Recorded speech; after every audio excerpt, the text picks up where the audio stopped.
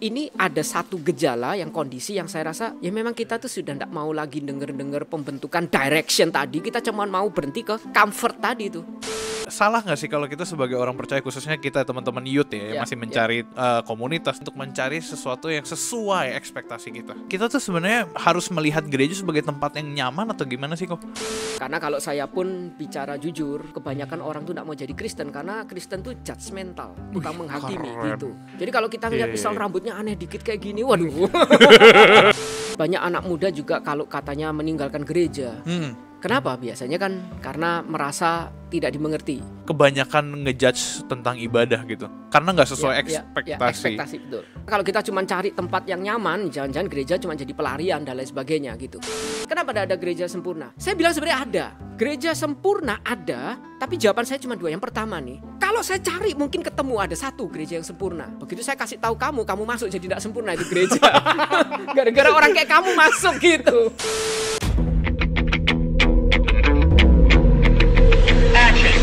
Warga Hello God, teman-teman semua, welcome to Hello God on Topic Hot bareng gue Julius. Dan teman-teman, hari ini kita kedatangan teman spesial gue, panutan elit global, pendeta yang sangat keren. Teman-teman, please welcome Guru Injil Freddy Liao.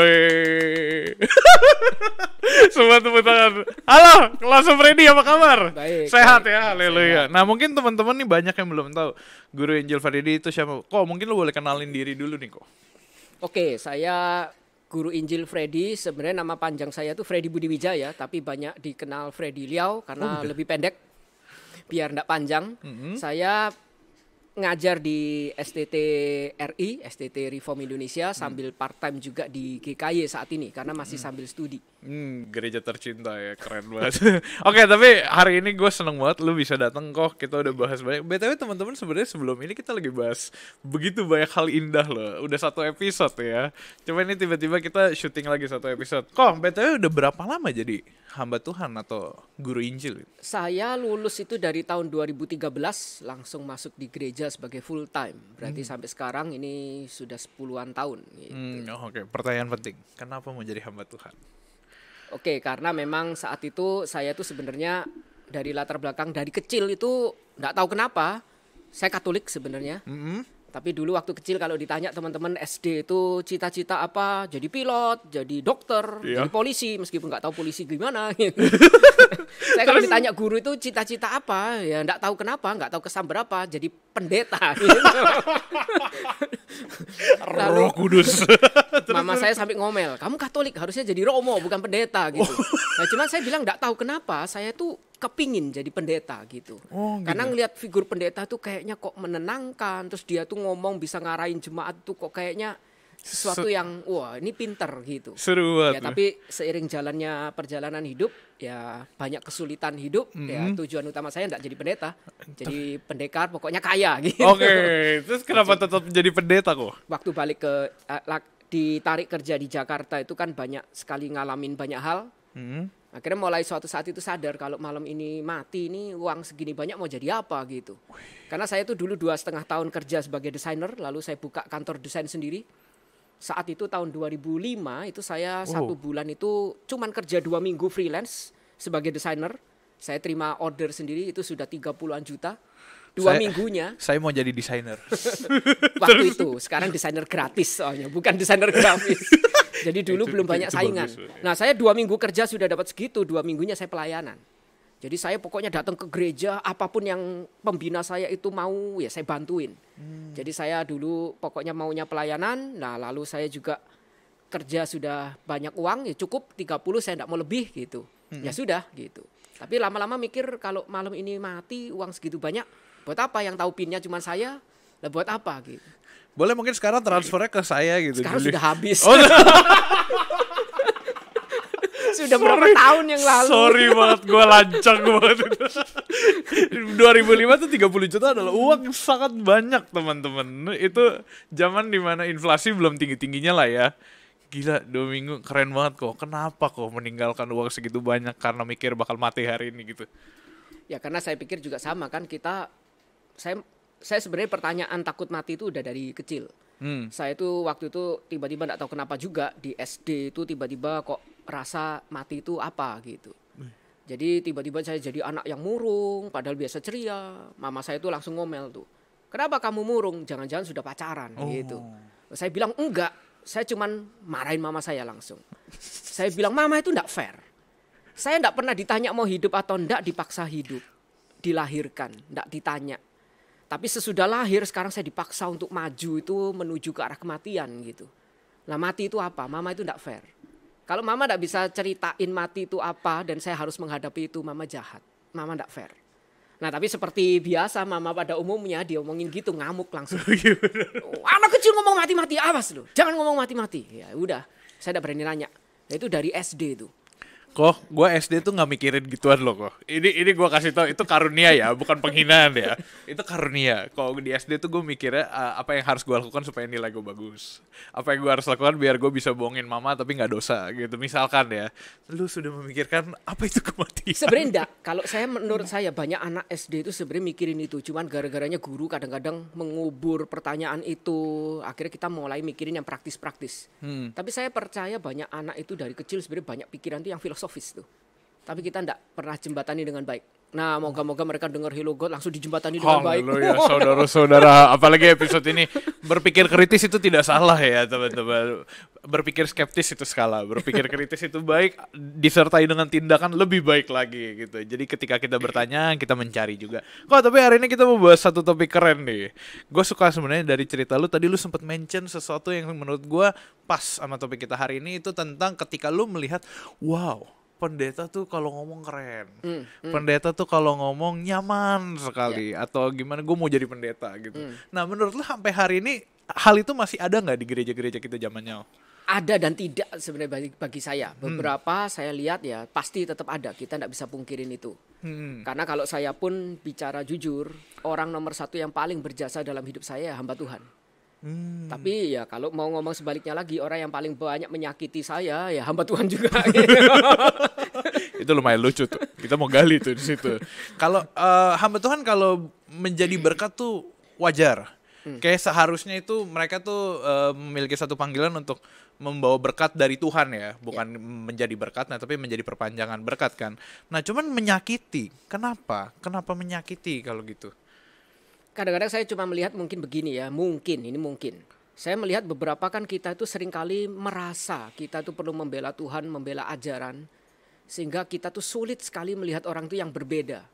Kalau saya ngelihat orang yang berbeda sedikit aja, kita sudah langsung hakimin. Dandanannya yang tidak sesuai dikit aja, kita langsung hakimin tuh. Misal kalau kita lihat seperti ada buku itu judulnya Unchristian, itu kan dia juga bilang salah satu kebanyakan orang tuh tidak mau jadi Kristen karena Kristen tuh judgmental, tukang menghakimi gitu. Jadi kalau kita ngeliat misal rambutnya aneh dikit kayak gini, waduh.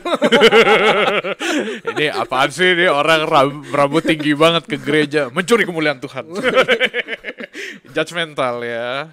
Apakah itu yang terjadi sekarang berarti? Masih sampai hari ini? Saya rasa beberapa misal kalau kita bicara, kita jangan bicara misal label gerejanya, tapi beberapa kalau kita kaitkan nih, banyak anak muda juga kalau katanya meninggalkan gereja. Kenapa? Biasanya kan karena merasa tidak dimengerti. Dengan kata lain ya dia beda dikit dihakimin gitu. Jadi pandangannya beda dikit, pikirannya beda dikit, tidak sejalan, sudah langsung dianggapnya kamu berbeda. Ya carilah gereja lain gitu. Nah ini kan kadang-kadang beberapa mungkin itu yang membuat kita tuh seringkali ya sulit melihat itu perbedaan-perbedaan itu tuh ada. Gitu.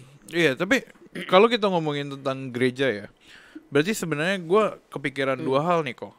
Apa yang kita bahas gitu tentang gereja itu tempat yang harusnya nyaman ya, tempat yang harusnya orang-orang tuh mencari comforting dan sebagainya.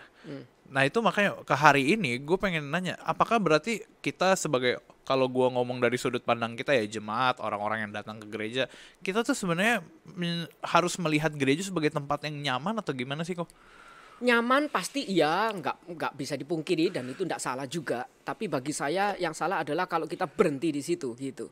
Karena kalau kita cuma cari tempat yang nyaman, jangan-jangan gereja cuma jadi pelarian dan lain sebagainya gitu. Saya ada satu buku itu ditulis sama Jimmy Long, itu kan judulnya Emerging Hope.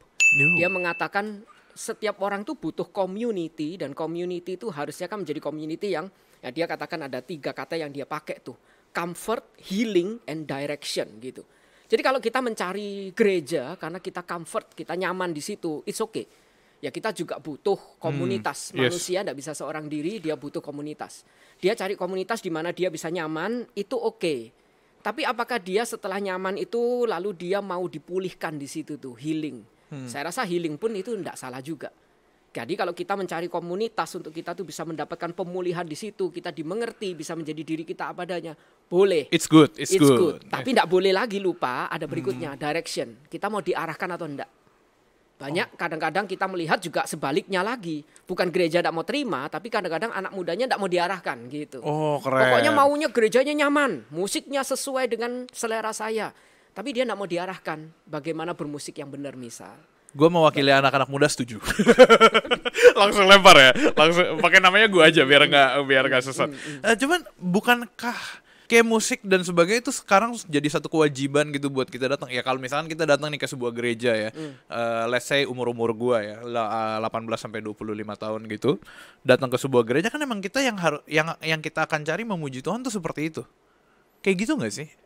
Bukannya sekarang gereja harusnya memprovide itu gitu loh. Bagi saya iya dan tidak. Maksud saya gini nih, musik memang membantu kita untuk mengkondisikan agar ibadah itu bisa berjalan dengan baik, iya. Tapi jangan lupa yang namanya ibadah itu satu kesatuan, bukan cuma musik. Karena ini bukan panggung orkestra, tapi ini gereja. Nah gereja itu kan ada satu kesatuannya di mana ada pemujaan di dalamnya. Di mana kita tuh tahu setiap orang datang itu tidak semuanya kondisinya tuh siap memuji Tuhan. Jadi kita perlu kondisikan dengan kita tuh mengagungkan Tuhan. Karena itu dimulai dengan biasanya lagu pengagungan, doa. Lalu kita melihat keagungan Tuhan baru disertai pengakuan dosa karena melihat keterbatasan diri kita. Ada story-nya, ibadah itu ada liturginya, ada kesatuannya. Baru saat itu musik itu mengkondisikan kita untuk, nah firman Tuhan itu bisa siap disampaikan gitu.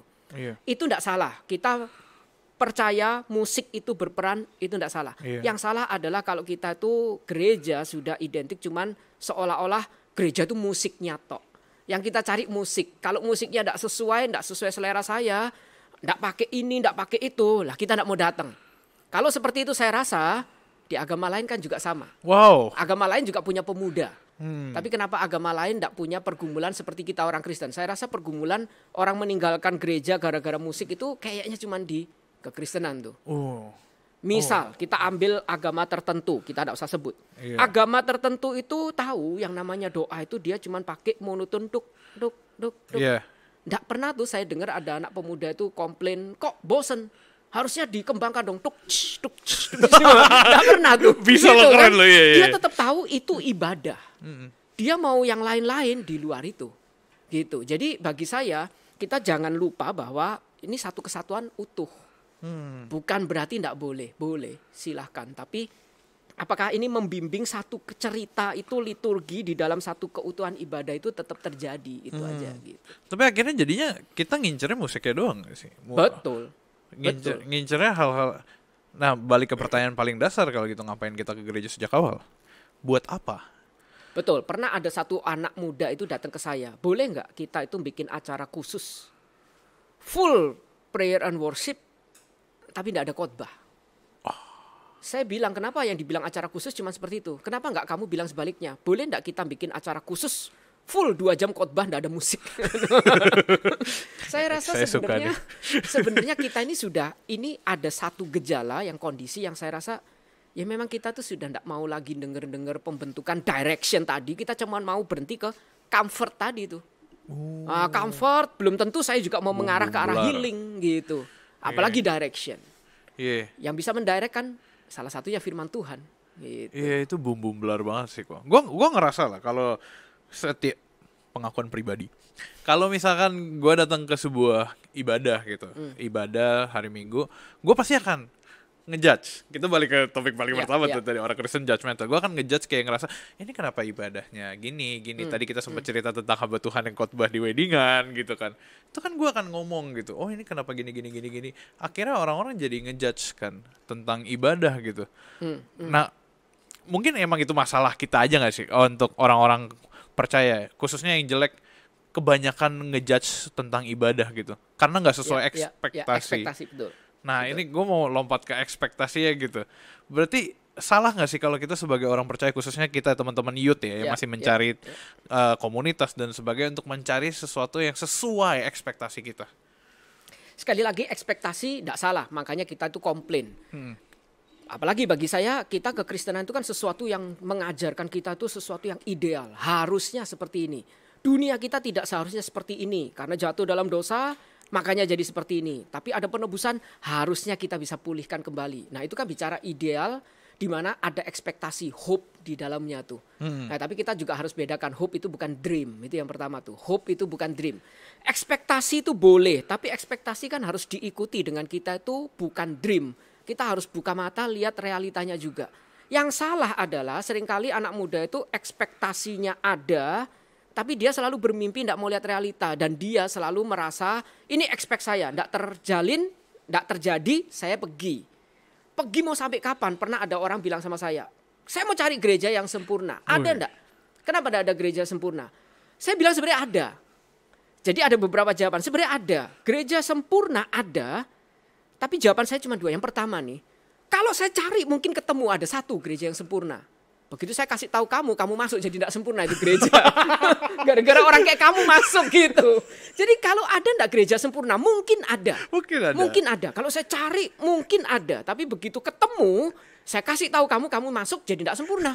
Karena orang kayak kamu yang komplain terus, tapi tidak pernah mau merasa memiliki, mencintai gereja, masuk sekarang. Nah gereja itu jadi tidak sempurna lagi. Nah itu jawaban saya pertama. Jawaban saya kedua adalah, harusnya ada gereja sempurna. Saya sudah dapat. Tapi saya tidak yakin kamu mau ke situ. Ya di surga kan. Kamu mau nggak mati sekarang? Suruh mati tidak mau. Tapi cari gereja yang sempurna terus itu kan. Nah kalau kamu mau sekarang mati ketemu Tuhan. Gereja sempurna tuh. Nggak mau. Maunya masih hidup. Tapi terus ngobok-ngobok. Lah ini kan bukan hope, itu dream. Yang namanya hope itu kita tahu ini gereja nggak mungkin sempurna. Tapi saya berpengharapan dengan kita bergandengan tangan. Kita bisa membuat ini lebih baik meskipun tidak sempurna. Nah ini beda. Jadi kita boleh nggak punya ekspektasi? Boleh. Tapi kita harus tahu ekspektasi kita diikuti nggak dengan kita itu melihat realita dan kita berbagian di dalamnya mewujudkan itu. Menjadi agen perubahan itu. Nah itu yang harusnya dilakukan orang Kristen. Saya lihat zaman sekarang kan nggak punya ekspektasi. Datang sebagai penonton. Nggak terjadi kita keluar cari gereja lain. Karena pilihan sekarang banyak. Iya. Kalau dulu nggak ada pilihan ya sudah telen. Mau nggak mau kita usahakan ubah itu. Tapi kalau sekarang banyak pilihan, nggak suka sekolah ini pindah sekolah lain. Karena banyak sekolah. Sama, mie instan juga banyak pilihan. Nggak suka rasa ini, rasa yang lain. Kalau dulu cuma 2, goreng, kuah, sudah. Sekarang kuahnya aja banyak macam tuh pilihannya. Gorengnya pun banyak macam. Goreng ini, goreng itu, goreng gosong, apa segala macam. Banyak. Jadi nggak suka yang satu, silakan pilih yang lain. Gitu ya? Tapi mengajarkan kita jadi nggak punya loyalitas, kesetiaan gitu. Ekspektasi boleh. Tapi realitanya apa? Kita kerjakan enggak gitu. Sorry, gue masih cerna baik-baik. Yang tentang orang mencari sempurna itu gue jadi pemudanya gue juga kicep. Kok lu punya karunia keren banget lo. Karunia ngomel. tapi menurut gue itu on point. Maksud gue lu bisa ngomong dan kepikiran untuk ngomong hal itu aja sesuatu banget gitu. Lu bayangin, lu datang ke pemuda, bilang, iya ada nggak gereja sempurna? Kok ada, tapi kalau lu datang jadi gak sempurna. Gila, itu menurut gue epic sih. Gue jadi pemudanya, gue ketawa dulu di situ, baru gue ngerasa, oh ya baru gue refleksi diri. Kok tapi tadi lu sempat ngomong tentang udah keren banget. Cuman gue tangkap satu kata nih, belong. Ada belong di sebuah gereja, di sebuah komunitas. Kita dari percakapan barusan gue tahu oke, gereja nggak sempurna, tapi ada harapan bergandengan tangan mengusahakan untuk menjadi lebih baik. Tapi belong ini berarti sejak awal ketika lu ada di sebuah gereja atau sebuah komunitas, ya gue sebutnya akan komunitas, penting untuk punya rasa belong. Belong ke komunitas tuh kayak gimana sih kok? Sebenarnya kan kita merasa memiliki itu tempat kita gitu loh. Itu tempat kita bertumbuh juga. Nah ini komunitas kita ya, seperti tadi saya sudah comfort di situ. Saya mendapatkan healing juga, pemulihan di sana gitu. Dan saya mau diarahkan atau enggak untuk jadi ini kan kita tuh perlu kerjakan ya, coba setia. Nah saya rasa zaman sekarang itu problem terbesar anak pemuda itu banyak orang bilang, lulus kuliah nggak siap kerja karena skillnya kurang. Tapi bagi saya problem utama bukan skill. Skill bisa dilatih. Problem utama kenapa banyak perusahaan sulit cari pekerja karena nggak punya loyalitas. Zaman sekarang kita tuh sudah sulit sekali punya sense of belonging kepada salah satu tempat. Kita tuh waktu gabung di satu gereja, kita nggak bisa melihat ini tempat yang Tuhan izinkan untuk saya bergabung. Suka nggak suka saya kerjakan dulu. Karena itu dulu waktu saya itu membina pemuda, kita tuh bikin deal. Kita jangan keluar di satu kantor termasuk gereja sebelum minimal 5 tahun. Iya. Biasanya kita tuh kantor pun loncat-loncat tuh, setahun pindah kerja. Oh iya, tren sekarang ya. Lalu ada. kita bilangnya apa? Nggak betah. Karena di situ nggak diterima, nggak didengar apa. Setahun itu kita memang belum bisa apa-apa, baru ngamatin gitu. Yes. Saya pengalaman pelayanan di satu gereja 7 tahun, 2 tahun pertama saya tuh ngamatin sebenarnya. Saya bersuara ya siapa mau denger.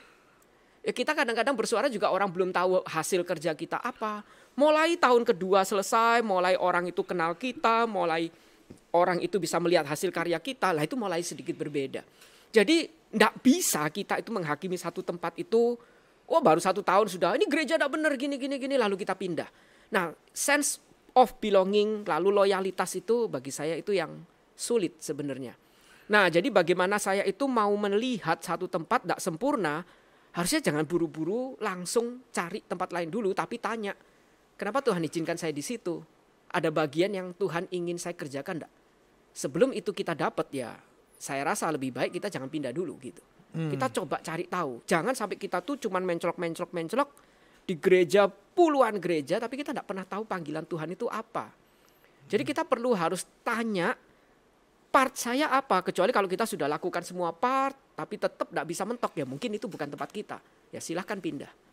Tapi kadang-kadang belum sampai berapa tahun, sudah langsung cepet-cepet kritik pindah tanpa sadar bagian kita ini apa gitu. Iya. Gue kepikiran tentang pindah-pindah ya. Gue jadi keinget topik yang sering kita bahas sebenarnya tentang kepahitan dan kekecewaan. Ya. Ini tuh sekarang gue nggak ngerti ya. Tapi gue itu ngerasa itu sekarang pahitan, kekecewaan dan kekesalan itu menjadi sebuah tren tuh. Ibarat kalau kita memuji Allah dan menyembah Allah Tritunggal, ini ada tri masalahnya ini. Kepahitan, kekecewaan sama kekesalan terhadap komunitas ataupun bahkan orang-orang percaya gitu kan. Orang-orang Kristen banyak yang kesel. Nah, ini sebenarnya satu udah jadi tren, dua kok bisa ini jadi tren gitu. Nggak satu, nggak dua, semua orang tuh kayak speak up. Ya nih gue kepahitan, iya nih gue kesel. Mungkin gue bakal nanya dari dua gitu. Ini satu kok bisa kejadian nih orang-orang kesel dan kepahitan. Maksudnya ini gue juga ngomongin tentang diri gue sendiri ya, let's say. Terus yang kedua adalah ngapain, gimana cara gue lepas dari itu gitu. Ini kan sering banget nih dua hal lucu ini kejadian. Oke, jadi bagi saya sekali lagi sama, gereja ini kan sekali lagi ini kan komunitas yang kita harapkan ideal, kita tahu idealnya kemana, nanti arahnya kemana. Tapi kita tetap harus sadar realitanya kita ini tidak sempurna gitu loh. Jadi jangan seolah-olah kita menuntut orang lain itu seolah-olah harus sempurna. Kita sendiri yang nuntut kita juga tidak sempurna kok. Makanya waktu saya pelayanan di pemuda dulu, kita menerapkan satu juga prinsip suasana yang kita coba bangun bersama-sama. Kita do the best. Tapi kita tetap harus membiarkan space bahwa ketidaksempurnaan itu bisa terjadi.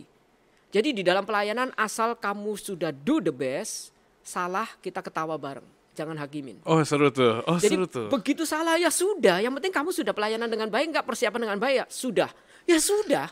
Ketidakbenaran atau ketidaksempurnaan bisa terjadi. Saya mau siapin khotbah seperti apa ya bisa ada faktor yang lain bisa terjadi karena saya bukan orang sempurna, gitu. Jadi bagi saya kalau itu kita bisa jaga, mereka tidak merasa dihakimin, mereka merasa diterima, saya rasa tidak mungkin kepahitan. Jadi untuk kita nih yang senior mungkin kita harus belajar untuk menerima kesalahan orang lain. Tapi untuk yang junior sama, saya biasanya balik. Kita ingat baik-baik di Timotius itu dikatakan tuh. Jangan orang memandang kamu rendah itu gara-gara masih muda. Tapi berikutnya Paulus itu enggak bilang tunjukkan siapa dirimu apa terus suarakan gini-gini, enggak. Tapi tunjukkan lewat keteladanan hidupmu. Jadi bagi saya yang sulit adalah anak muda sendiri kalau menyuarakan sesuatu itu bukan melalui keteladanan hidupnya tapi ya ngomel, pemberontakan, lalu kalau nggak didengar pemberontakannya keluar gitu. Gue suka tapi coba tunjukin ke keteladanan hidup. Saya pernah bina di satu gereja itu sebenarnya pelayanan di satu gereja. Waktu itu satu gereja itu pemudanya bilang kita mau mundur rame-rame karena suara kita tidak pernah didengar. Saya bilang ya suaramu suara yang kasar, pemberontakan, siapa mau dengar gitu. Bagi saya kalau kamu didengar satu, rajin datang doa pagi di gereja ini. Orang lihat keteladanan hidupmu, kamu ngomong nggak mungkin kamu nggak didengar. Wah mereka tuh anak pemuda itu akhirnya mencoba untuk rajin terlibat di doa paginya. Tapi lama-lama mereka sendiri tidak akan ngomong keluar lagi. Ya mereka berubah. Mereka melihat sendiri kesulitannya itu apa gitu. Jadi kadang-kadang bagi saya yang di atas tidak memberikan ruang, ketidaksempurnaan bisa terjadi. Seolah-olah mereka ini diremehkan, tidak serius pelayanan. Lah yang di bawah ini juga sama. Kadang-kadang menyuarakannya itu cuma dengan ya pemberontakan. Kritis kan tidak harus memberontak. Wih keren. Keren. Pemudanya yang itu bukan? Yang ini. Oh. Gue jadi takut nih. Pernah lagi bener. Ada masanya lucu deh. Gue udah kepikiran bercandaan pemuda yang itu dari tadi sebenarnya. Cuma nggak boleh. Masih inside jokes lucu banget. Kok gue punya quotes itu. Makanya tadi lu sempat ngomong tentang kritis bukan berarti harus memberontak. Gue sempat sering bilang ya. Ini sebenarnya off topic. Kritis bukan skeptis gitu. Jadi kalau lu mau mempertanyakan, lu mau ragukan, boleh. Tapi lu cari, lu gali, lu cari sendiri tuh, lu gali tanahnya. Buat memastikan, nanti lu akan menemukan itu benar atau enggak. Tapi lu perlu usaha, makanya kritis bukan skeptis. Udah itu sebenarnya intermezzo gak penting sebenarnya. Ngomongin balik ke gereja, ke komunitas pemuda, apalagi teman-teman youth. Dari tadi kita udah ngomongin tentang teman-teman yang saat ini udah menemukan atau lagi ada di komunitas. Tapi kan sekarang kita tahu ada banyak teman-teman yang juga bergumul mencari komunitas, yang mungkin belum punya satu tempat di mana mereka belong, di mana mereka menemukan tadi kenyamanan, pertumbuhan, dan akhirnya pengarahan. Itu kan ada banyak yang saat ini belum ketemu gitu. Gimana cara gue menemukannya gitu kalau gue jadi mereka? Mau tidak mau kan kita selalu pertama kali ya masuk dulu ke dalam satu komunitas dulu. Suka tidak suka kan. Misal saya datang ke gereja dulu. Kalau saya sendiri tidak mau rutin datang ke gereja, ya gimana saya menemukan komunitas di gereja itu gitu. Lalu kalau sudah saya di gereja, lalu saya tidak membuka diri untuk dijangkau masuk, misal saya usia pemuda. Ya sudah, berarti saya mencoba untuk bergabung di pemudanya, suka tidak suka. Saya rasa kalau gereja itu benar-benar melakukan panggilannya dengan baik, lalu orang ini mencoba membuka diri, meskipun komunitas itu tidak sempurna, tapi tidak mungkin kita tidak dapat. Kita tidak mungkin dapat komunitas sempurna, tapi tidak dapat komunitas rasanya tidak mungkin. Meskipun komunitas itu tidak sempurna, harusnya dapat. Kalau kita mau membuka diri, ya suka tidak mungkin tidak dapat. Gitu. Pernah ada yang kesal sama lu nggak kok? Banyak, apalagi saya juga kalau mengkonseling orang, saya bukan konselor, makanya saya hamba Tuhan. Katanya kalau saya mengkonseling orang itu kayak KKR gitu kan. Banyak yang gak suka sama, ya pasti banyak. Karena saya kadang kalau negor orang juga terlalu itu. Cuman gini, ada satu orang tuh pernah menuliskan, kita ini kan ibarat seperti orang yang masuk ke satu ruangan. Kalau kita mau aman, kita mau komunitas, tapi komunitasnya mau indah, tapi kita ndak berani resiko. Sesuatu yang indah kalau ndak ada resiko ya ndak indah gitu. Sama, kita kalau cari pasangan, kalau pengen ndak ada resikonya cari yang sejelek mungkin, sejahat mungkin. Kita cari, dapat, sudah ndak ada yang rebut. Dia keluar tengah malam pun jangan khawatir, pasti pulang gitu kan. Nggak ada yang culik dia, malah orang takut diculik sama dia gitu. Jadi kalau mau yang aman, cari aja yang sejelek dan sejahat mungkin gitu. Tapi kalau kita mau cari yang indah, beautiful, kita tahu loh penuh risk. Ini orang indah, cantik, wah yang mau banyak, yang rebut banyak. Dia mau sama kita itu kesempatannya mungkin kecil juga gitu loh. Mau yang indah, nggak ada resiko ya nggak bisa gitu. Jadi kalau kita mau komunitas yang indah seperti tadi, kita kepingin dapat komunitas, mencari bagaimana? Ya kita harus mulai berani membuka diri. Nggak bisa seperti kita masuk di satu ruangan, kita mengunci, aman sih. Kita nggak akan disakitin orang, kita nggak akan kepahitan, tapi nggak sehat. Kita di satu ruangan yang nggak ada pintu, nggak ada jendela, yang kita kurung di ruangan gelap itu, memang kita nggak akan disakitin orang. Tapi kita nggak sehat, nggak ada ventilasi udaranya. Tapi begitu kita bikin ada pintu, ada jendela, udara masuk, ventilasinya jadi jalan. ruangan itu jadi sehat, cahaya bisa masuk, tapi sekaligus tidak aman. Kadang-kadang maling pun bisa masuk. Iya. Ada resiko, tapi itu lebih sehat. Komunitas ada resiko, tapi itu lebih sehat. Kalau kita tidak mau resiko, komunitasnya tidak sehat. Suka tidak suka, ya coba ambil resiko itu, buka diri. Meskipun ketika kita buka pintu, kadang-kadang yang masuk orang yang kita tidak inginkan. Ya tapi lihat aja itu sebagai pembentukan Tuhan. Kita belajar agar kita punya ya kecerdasan bersosial dan lain sebagainya. Iya, gitu. iya. Ya udah, jalanin. Nggak selamanya nyaman dan aman deh ya. Tapi gue pernah dengar satu quotes nih. Gue nggak tahu ini jangan-jangan dari khotbah lu lagi jangan-jangan. Tapi kalau bukan ya udahlah. Jadi ada satu atlet atau orang olahragawan gitu. Dia sering ngomong, kan dipuji-puji ya, gila rutinitas olahraga lu tuh keren banget, ke gym tiap hari, makan sehat tiap hari. Lu suka banget ya gitu. Terus dia bilang enggak. Gue nggak suka banget. Tapi gue tahu itu sesuatu yang sehat buat gue. Mungkin itu sama ya kurang lebih ya. Bukan sebenarnya sesuatu yang aman atau nyaman di waktu-waktu tertentu, tapi itu sesuatu yang sehat gitu. Betul. Sebenarnya kalau saya boleh tambahkan satu lagi tuh. Iya. Sekarang saya melihat memang gejala sekarang di mana-mana bangun gym, gereja pun bangun gym. Oh keren tuh. Dan di mana-mana itu yang lagi rame bukan cuma tempat makan tapi gym. Dulu mall itu jualan barang. Lama-lama mall itu sepi, jualan makanan semua. Begitu jual makanan semua enggak sehat, makanya sekarang bikin gym.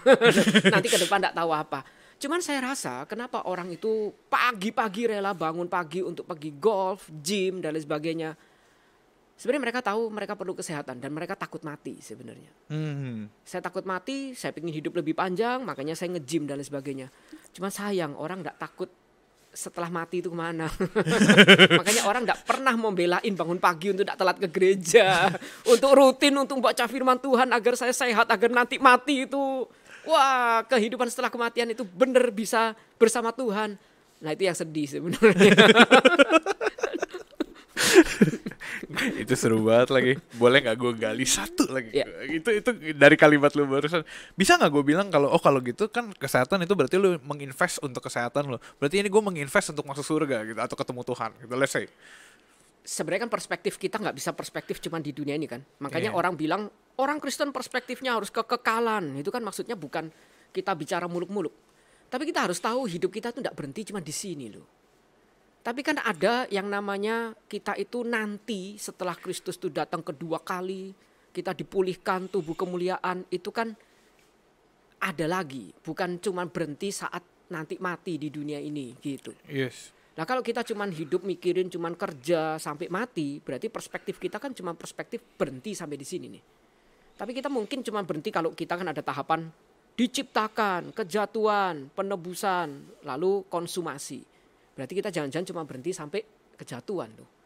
Ya sudah, kita mati diciptakan, lalu kejatuhan mati selesai. Hidup untuk menuju kematian. Tapi kita tidak pernah mikirin kita sudah ditebus. Ada lanjutannya gitu loh. Nah cerita hidup kita tuh ke depan apa? Harusnya kan itu yang kita pikirkan lebih. Saya percaya kalau kita ngajak orang nge-gym lebih gampang daripada ngajak orang PA.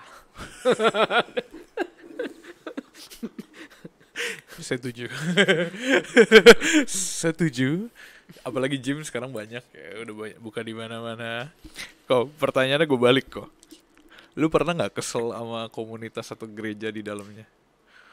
Banyak, termasuk misal saya pun ada komunitas satu hamba Tuhan lintas gereja di mana kita tuh cukup akrab.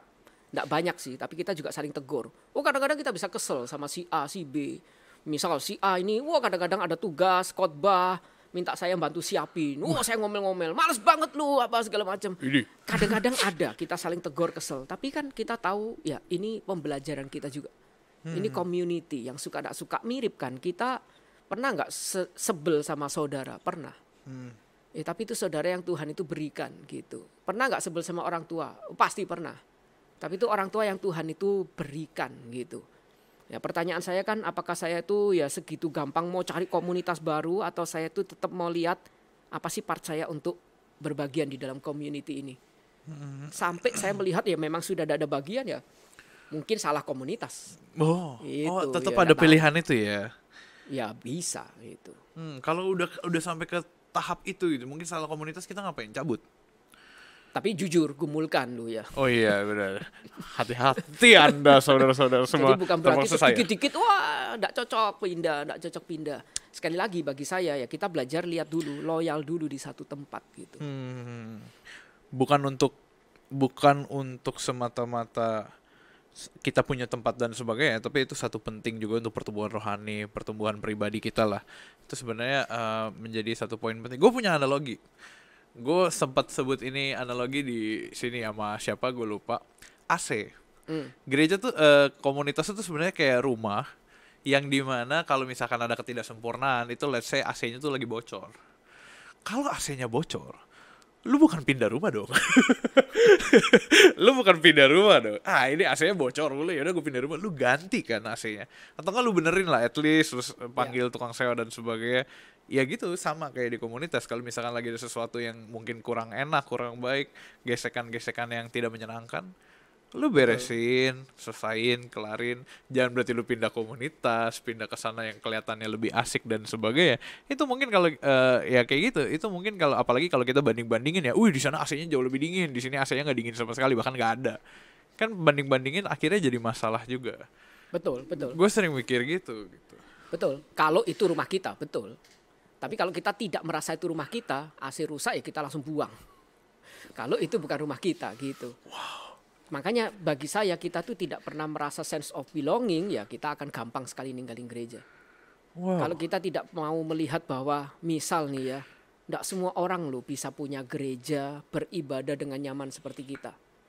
Nah kalau kita tidak pernah punya perasaan melihat orang lain itu untuk beribadah aja sembunyi-sembunyi, penuh air mata, kita tidak akan bisa bersyukur gereja kita yang tidak sempurna ini tetap lebih baik dari mereka gitu. Nah kalau tidak punya sense of belonging itu saya rasa ya kita akan lebih gampang meninggalkan komunitas. Ada salah dikit aja cukup alasan untuk kita tuh pindah. Keren. Contoh sekali lagi, balik ke musik. Saya tidak percaya yang menjadi penyebab utama anak muda meninggalkan gereja itu musik. Saya balik, kalau khotbahnya bagus, komunitasnya hangat, musiknya mau berantakan, masa tidak bisa dimaklumin? Setuju. Saya rasa saya curiga itu musik itu cuman pencetus. Karena komunitasnya sudah garing, dinginnya kayak AC tadi. Bagus. Sampai orang tidak bisa senyum karena sudah beku. Kalau senyum takut pipinya retak hancur. Gitu kan. Sudah saking dinginnya gerejanya sampai komunitasnya itu dingin, tidak saling memperhatikan. Khotbahnya juga garing, tidak pernah membangun.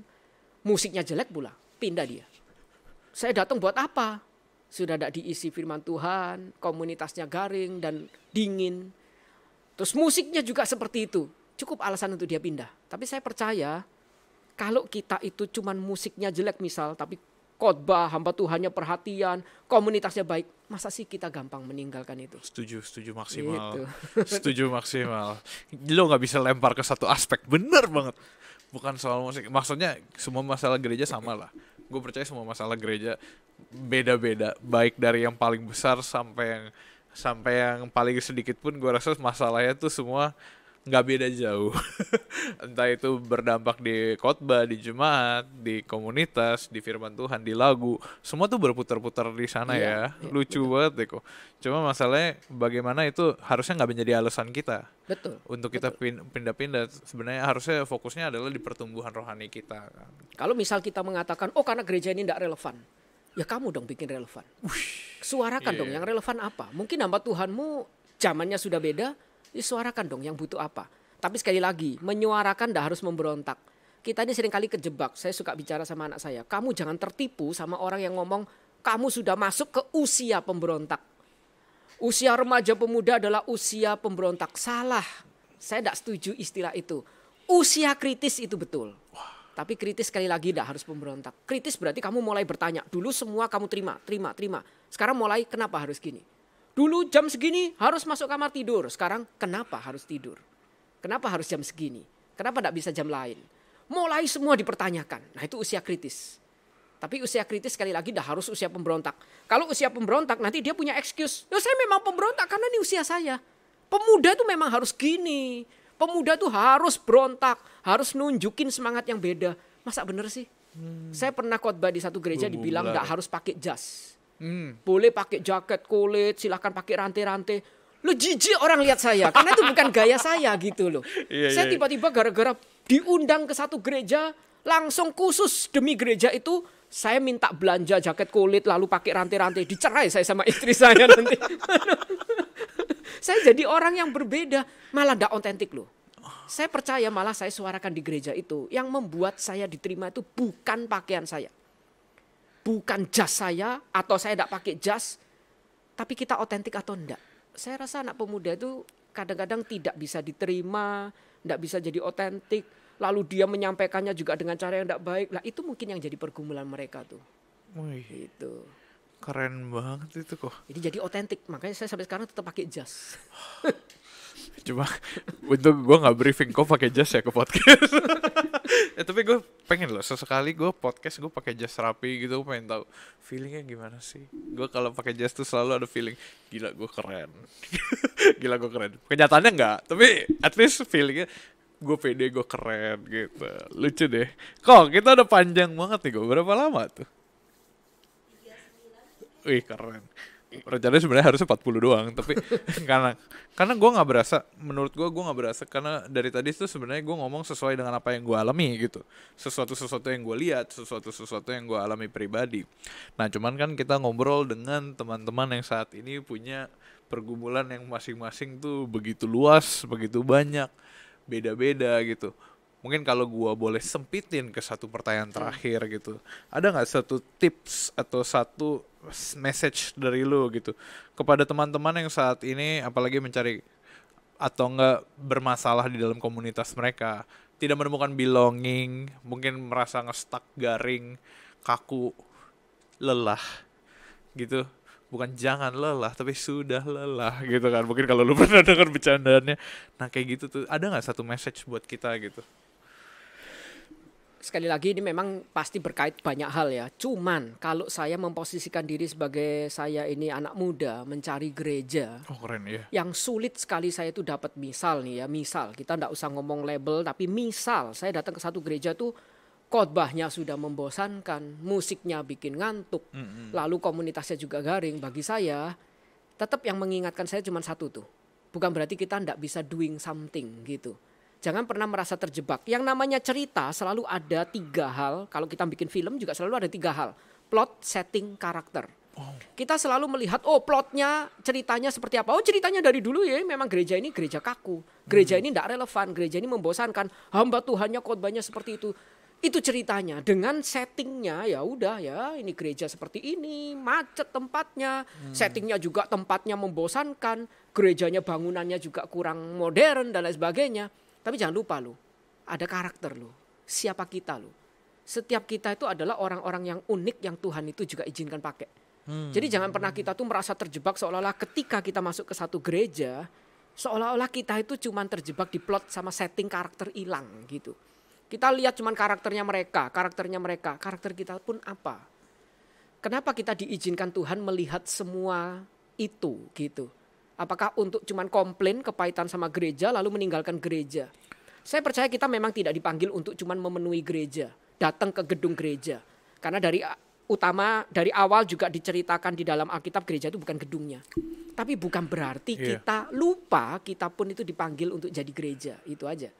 Jadi ketika saya masuk saya lihat situasi seperti itu, misal, waduh khotbahnya membosankan, bagaimana saya bisa bertumbuh? Ya sudah, saya akan cari komunitas, yuk kita PA bareng yuk. PA bareng kita bisa cari buku yang sudah jadi, yang kira-kira isinya bagus. Setidaknya saya memastikan kita tetap bisa bertumbuh. Dan kalau komunitas itu makin banyak, hamba Tuhan itu kan akan melihat, loh khotbah saya jadi kalah sama mereka tuh. Gitu. Masa mereka tidak terpacu untuk belajar juga? Lama-lama mereka akan terpacu untuk belajar juga. Lama-lama khotbahnya mereka harap-harap bisa jadi bagus. Bagi saya intinya satu, jangan cuma lihat kesalahan orang, tapi juga melihat bagian saya di mana. Part saya apa? Ada karakter, bukan cuma plot sama setting. Nah itu. Introspeksi diri lah ya. Dan coba percaya, lihat, kasih waktu. Tuhan itu membukakan panggilannya di tempat terjelek sekalipun, tetap pasti ada panggilan Tuhan. Ih seru banget. Gua masih amazed dengan kata-kata kalimat kritis bukan berarti harus rebel. Bahasanya kan kayak gitu ya. Karena kita sering bercandaan tentang rebel. Tuh lihat kan apa ketawa. Valid tuh ya gue ngomong kan. Ya maksudnya kita sering bercanda tentang rebel gitu. Cuman kritis bukan berarti harus rebel ya. Kritis berarti try to find what can we do. What can you do? Apa yang bisa kita lakukan gitu. Pemikiran disertai aksi, iman disertai dengan tindakan. Haleluya. Thank you loh Ko Freddy. Gila, gue amazed banget dari kita udah ngerencanain ini sebenarnya dari tahun lalu guys. Cuma gue lupa kapan gue bertemu dengan salah satu orang tersibuk di dunia yang dimana pelayanannya tuh banyak banget. Kok mungkin kalau teman-teman boleh mereka bisa dukung Koko di Koko ada IG gak sih? Kenapa? Ada IG gak? Instagram? Ada, tapi saya memang tidak terlalu aktif untuk posting-posting. Karena bagi saya terakhir berapa tahun yang lalu posting itu, kalau hamba Tuhan kan posting dikit sudah dikomenin orang. Malas posting. Mengingatkan gue akan seseorang. Siapa ya? Kalau dia posting di komen hujat gitu. Jadi ya paling kita minta tolong teman-teman dukungannya buat selalu dukung pelayanan Loves of Freddy dimanapun dia berada. Kalau ketemu jangan lupa say hi. Kalau dia khotbahnya keras jangan kaget. Karena dia menurut gue itu lucu gitu teman-teman. Satu kalimat juga ya, gue tiba-tiba keinget tadi di podcast tuh sempat ngomong apapun yang terjadi ya kita jadiin hahaha bareng. Dan itu nggak ada salahnya loh teman-teman. Tapi ingat hidup bukan tragedi atau komedi. Hidup itu adalah Story. Jelek banget, lucu banget, itu keren banget. Thank you loh, Loves of Freddy for today. Kita minta tolong teman-teman dukungannya untuk selalu follow Instagram, social media Hello God. Ada di Instagram, TikTok, YouTube. Teman-teman bisa dengerin ini di Noise dan Spotify.